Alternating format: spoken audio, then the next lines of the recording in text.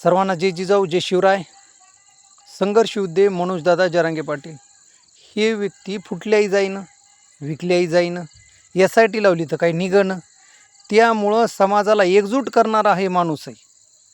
समाजाला एकजूट आत्तापर्यंत कोणीही करू शकलं नाही. छत्रपती शिवाजी महाराजांच्या नंतर जर मराठा समाज एकजूट झाला असेल तर केवळ जरांगे पाटलामुळे एकजूट झाला आहे. त्यामुळं आपलेच काही लोक हाताशी धरून त्यांना बदनाम करण्याचं कार्यस्थान चालू आहे. पण मित्रांनो, ह्यांना बदनाम कितीही करू द्या, काही फरक पडणार नाही. कारण मराठा समाजाचा जरांगे पाटील हे श्वास आहेत, जरांगे पाटील आवाज आहेत. त्यामुळं ह्यांना कितीही बदनाम करू द्या, काही फरक पडणार नाही. आत्तापर्यंत अनेक लोकांनी त्यांना बदनाम केलं, काय झालं? ते लोक संपले. पण मनोजदादा जरांगे पाटलांना काही फरक पडला का? नाही. कारण जेवढे तुम्ही बदनाम करता तेवढ्याच ताकदीनं मराठा समाज रस्त्यावर उतरल, हे लक्षात असू द्या.